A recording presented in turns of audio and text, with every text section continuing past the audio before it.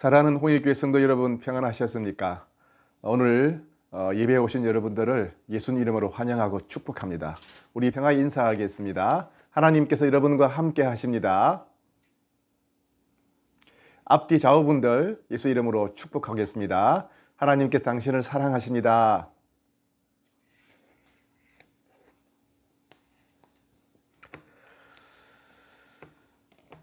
지난 50일 동안 계속되던 거제도 대우조선 노동자 파업이 마무리가 되었습니다.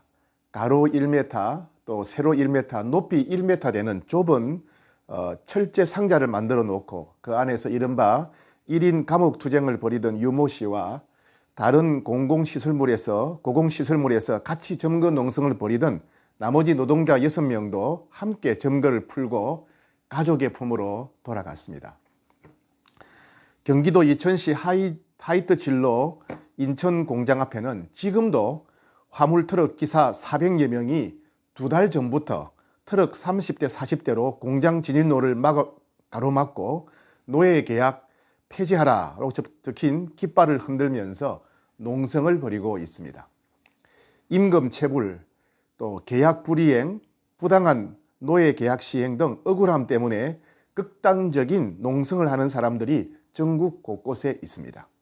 심지어 혼자서 몇 달 동안 계속 시위를 하는 사람들도 수없이 많습니다. 그만큼 이해할 수 없는 고난, 억울한 일들이 많다는 이야기입니다.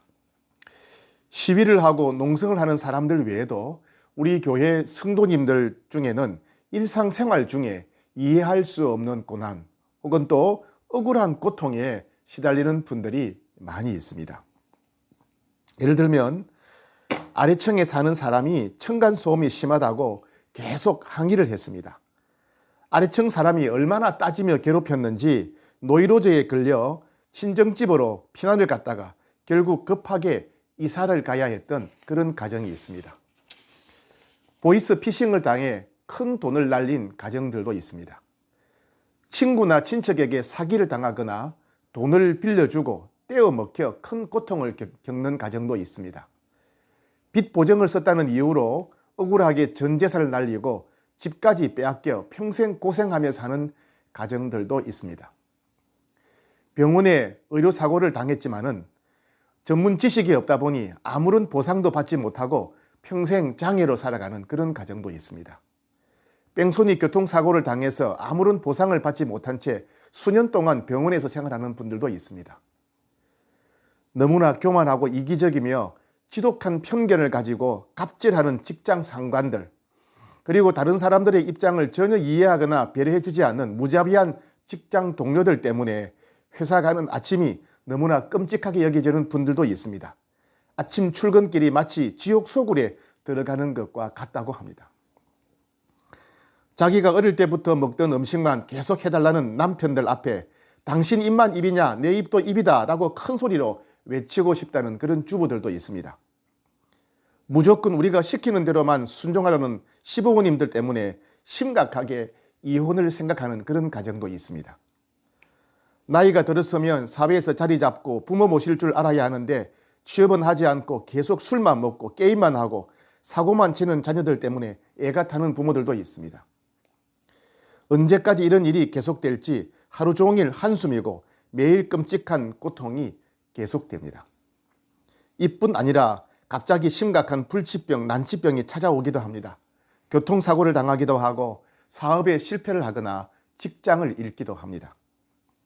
남들은 때에 맞게 다 잘 되는데 왜 우리 가정만 진학과 취업과 결혼과 출산에 어려움이 있는지 모르겠습니다. 우리는 이런 일이 왜 우리에게 찾아오는지 너무나 당혹스럽기만 합니다.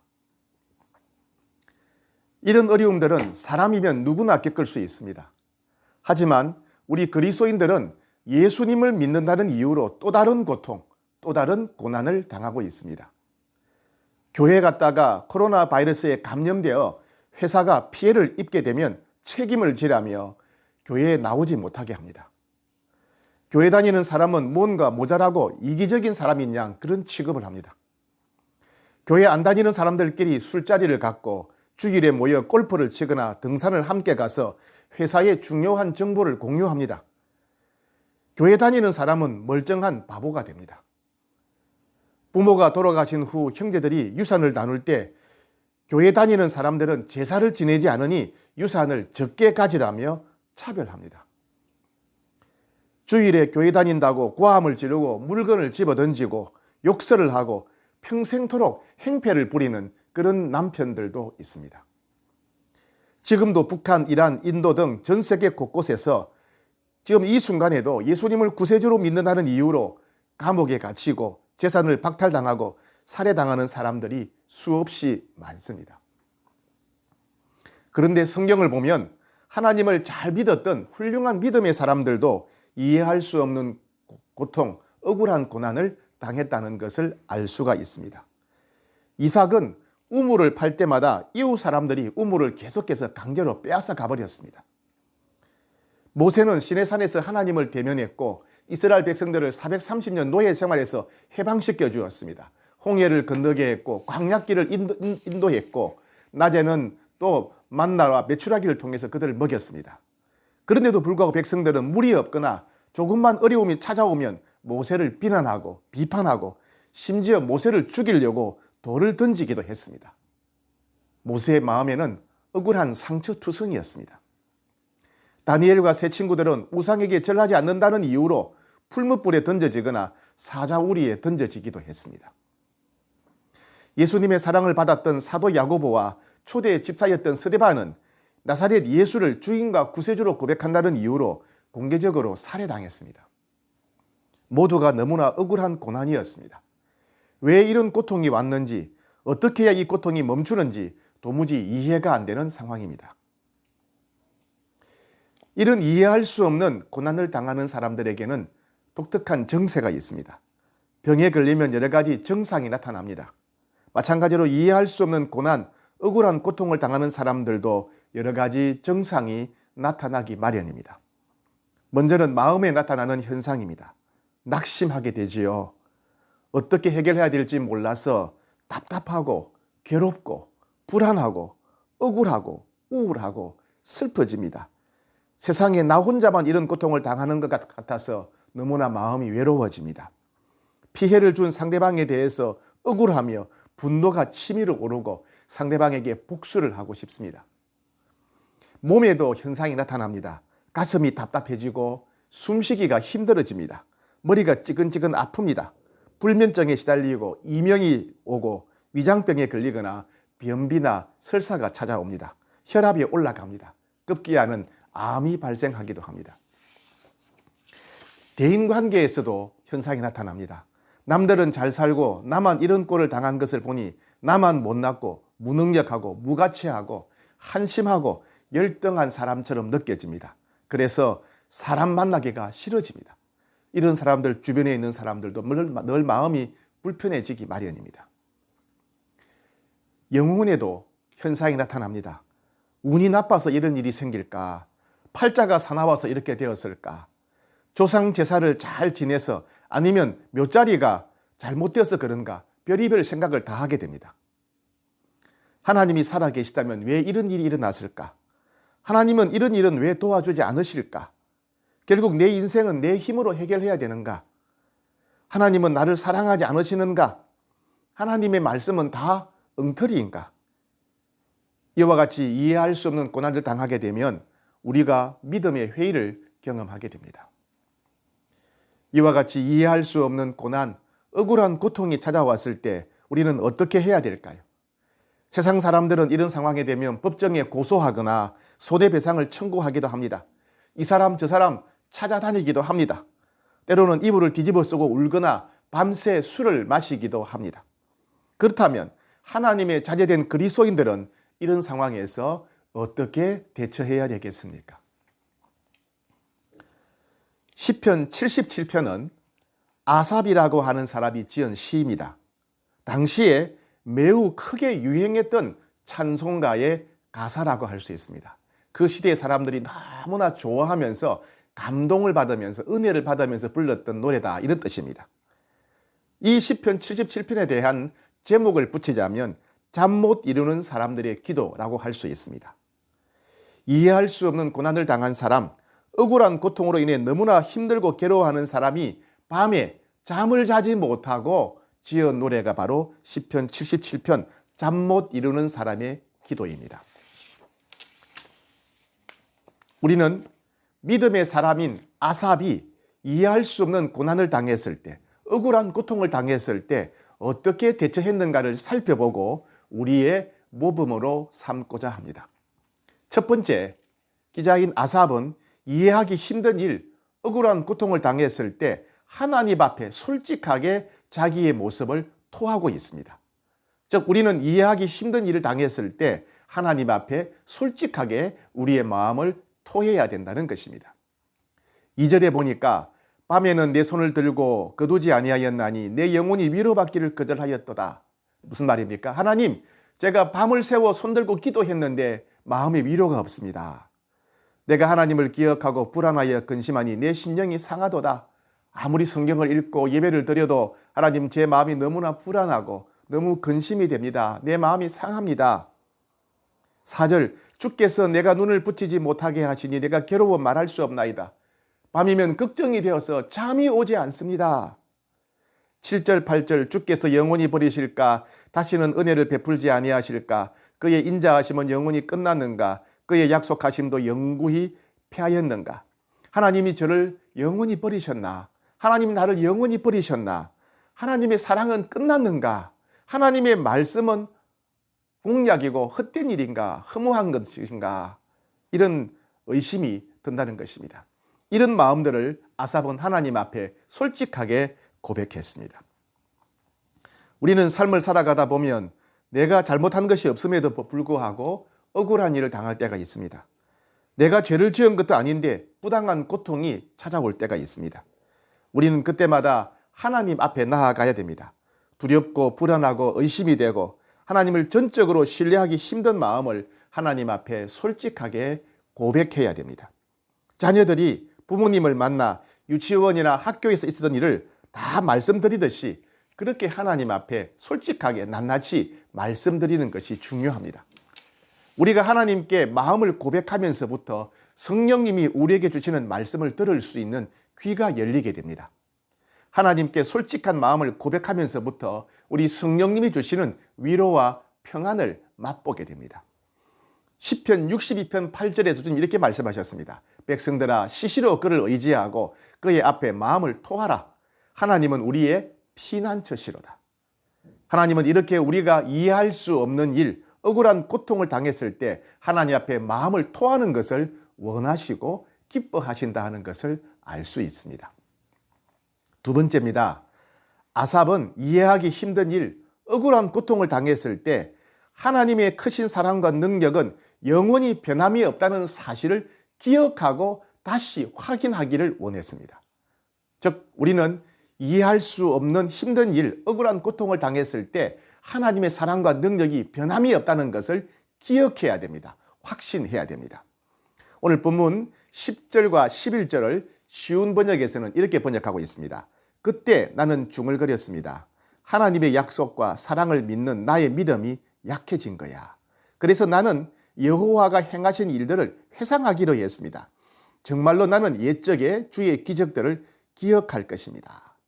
자, 아삽은 자기가 이렇게 불안해하고 두려워하고 힘들어하고 믿음이 흔들린 이유는 하나님의 사랑과 하나님의 약속에 대해서 잊어버렸기 때문에, 하나님의 사랑과 하나님의 능력에 대해서 잊어버렸기 때문에 자신이 이렇게 되었다는 것을 깨닫게 됩니다. 그래서 하나님의 사랑을 기억하기로 결심합니다. 하나님의 약속을 기억하기로 결심합니다. 시편 기자인 아삽은 하나님의 사랑과 능력을 기억하는 증거로서 출애굽 사건을 들었습니다. 그래서 그는 출애굽 사건을 묵상함을 통해서 하나님이 살아계시고 하나님이 우리를 사랑하시고 하나님이 한번 말씀하시면 반드시 이루신다는 것을 다시금 확신하게 됩니다. 신약 시대를 살아가는 우리는 하나님의 변함없는 사랑과 지극하신 능력의 증거로 무엇을 묵상할 수 있을까요? 각종 믿음의 체험이라든가 기도 응답도 중요합니다. 그러나 우리가 하나님의 사랑과 능력을 기억할 수 있는 가장 중요한 증거는 바로 십자가 사건입니다.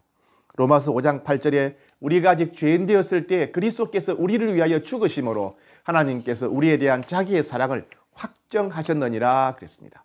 즉 십자가 사건을 통해서 하나님 우리를 얼마나 사랑하시는지 온 인류 역사 가운데 증명하셨다, 그런 말씀입니다. 우리가 아무리 억울한 일을 당하고 우리가 아무리 끔찍한 고통을 당한다 할지라도 우리가 십자가를 바라보기만 하면 하나님의 사랑은 절대로 변함이 없다는 사실을 우리는 깨달아 알게 됩니다. 십자가를 바라보면 우리가 아무리 죄를 짓고 타락해도 우리가 아무리 하나님을 잊어버린다 할지라도 하나님은 절대로 우리를 잊지 않으시고 포기하지 않으시는 분이라는 것을 우리가 알 수 있습니다. 나를 낳은 부모가 나를 버리고 피를 나눈 형제가 등을 돌리고 친구가 나를 배신한다 할지라도 온 세상 사람들이 나를 미워한다 하더라도 주님은 절대로 나를 버리지 않으십니다. 찬송가 83장에 이런 가사가 있지 않습니까? 온 세상 날 버려도 주 예수 안 버려 끝까지 나를 돌아보시니. 이와 같이 하나님의 사랑은 절대로 변하지 않습니다. 하나님의 사랑은 절대로 실패하지 않습니다. 우리는 이해하기 힘든 일을 당했을 때 여전히 우리를 사랑하시는, 여전히 변함없이 우리를 사랑하시는 이 하나님의 사랑을 다시 기억하고 붙잡아야 됩니다. 세 번째, 아삽은 이해하기 힘든 일, 억울한 고통을 당했을 때 끝까지 오래 참고 믿음을 지키기로 결단합니다. 즉 우리는 이해하기 힘든 일, 억울한 고통을 당했을 때 끝까지 오래 참고 믿음을 지키기로 결심해야 됩니다. 고난은 우리의 믿음을 흔들어 놓게 되고 고통은 우리의 믿음을 빼앗아갑니다. 억울한 고난을 당할 때 우리는 참고 또 참으며 믿음을 지켜내야 됩니다. 절대로 경솔하게 행동해서는 안 됩니다.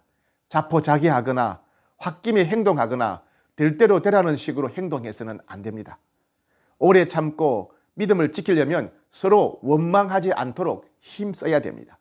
몸이 아프고 마음이 힘들면 가까운 사람들을 원망하거나 불평하기가 쉽습니다. 왜 도와주지 않느냐? 왜 나를 배려해 주지 않느냐? 왜 무시하느냐? 원망하는 마음이 꼬리에 꼬리를 물고 찾아옵니다.